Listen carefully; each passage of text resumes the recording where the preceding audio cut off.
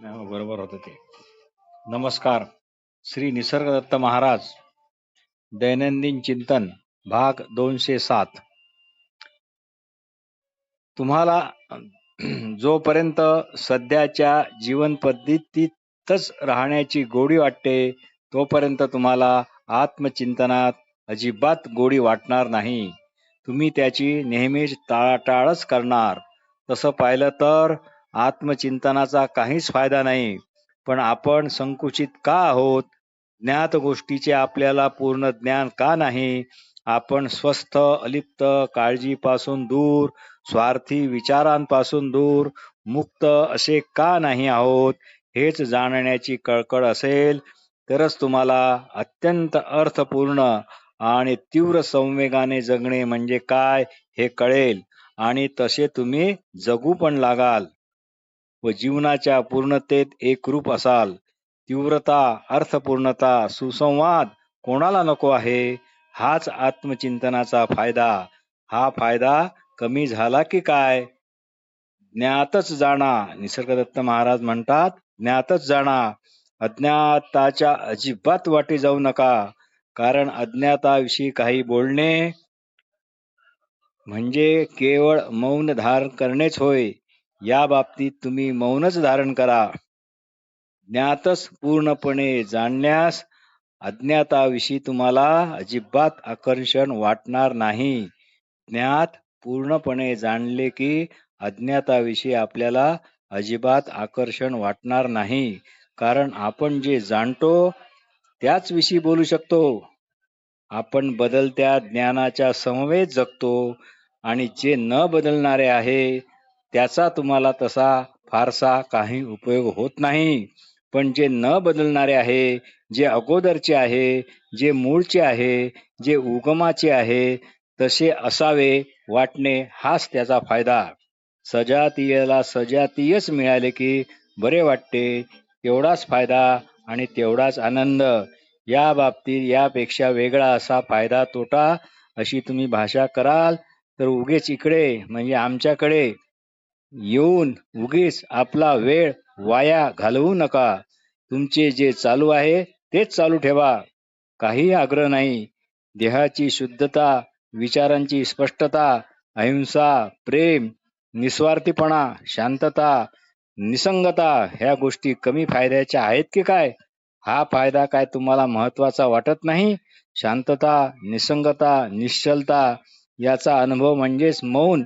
आणि या विरुद्ध जे आहे त्याचे मात्र तुम्हाला वाटेल तितके वर्णन करता येते आणि नको इतके पण वर्णन करता येते.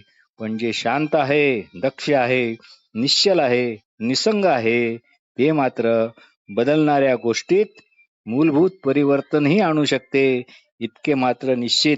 कारण जे शांत आहे, निश्चल आहे त्याच्या तुलनेत बोलायचे झाल्यास आपले बदलणारे जीवन म्हणजे सूर्यप्रकाशातील जणू विझत चाललेली एक क्षीण मेणबत्ती होय.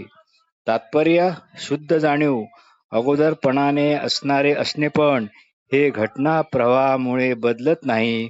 घटना प्रवाह सुखद असो, दुःखद असो, कटू असो, किरकोळ असो, किरकोळ नसो, त्यांना प्रकाशित करणारे प्रकाशत्व आपल्या ठिकाणी अगोदरच असणेपणाच्या रूपाने आहेच आहे.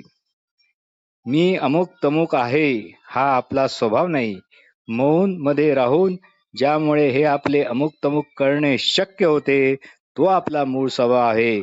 श्री निसर्गदत्त महाराज म्हणत, आपण जे गमावले आहे तेच आपण शोधून काढू शकतो. पण आपण जे कधी गमावलेच नाही ते तुम्ही कसे काय शोधून काढणार? हे शक्यच नाही. इथे मात्र एक शंका येऊ शकते.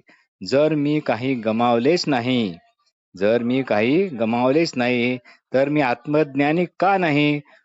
मग मला तुम्ही मी कोण आहे याचा शोध का घ्यायला लावता? यावर श्री महाराज म्हणतात, इथेच तर खरी ज्ञानबाची मेघ आहे. आपण काही गमावले नसून आपण गमावले आहे हा असा तुम्हाला दृढ भ्रम झाला आहे. आता फक्त इतकेच करा, ते गमावले बिमावले जाऊ द्या. आता असा हा भ्रम कोणाला झाला हेच शोधा. भाग 208.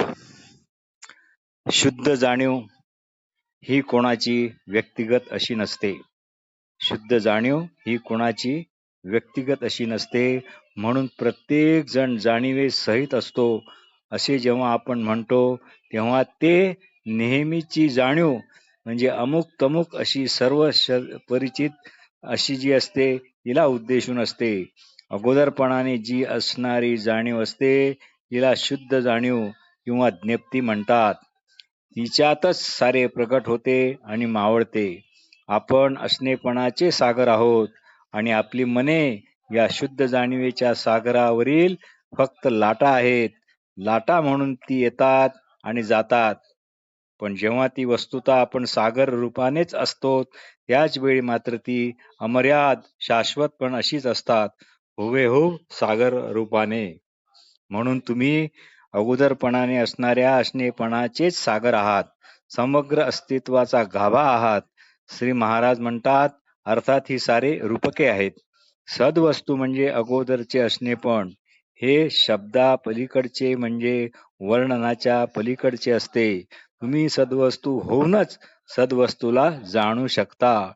तुम्ही सद्वस्तू होऊनच सद्वस्तूला जाणू शकता. श्री निसर्गदत्त महाराज म्हणतात, तुम्ही इथे अशी शंका घ्याल की या सद्वस्तूच्या शोधासाठी तीच होण्याकरता एवढा त्रास घेणे योग्य आहे काय? पण माझे म्हणणे उलट असे आहे की अहो, सद्वस्तू जर कळून घेतली नाही तरच तर सर्व त्रासच त्रास आहे. जर तुम्हाला शहाणपणाने, सर्जनशीलतेने, आनंदाने जगायचे असेल आणि विपुल समृद्ध अशा आत्मवैभवात जगायचे असेल, सहभागी व्हायचे असेल, तर तुम्हाला तुमचाच शोध हा घ्यावाच लागेल.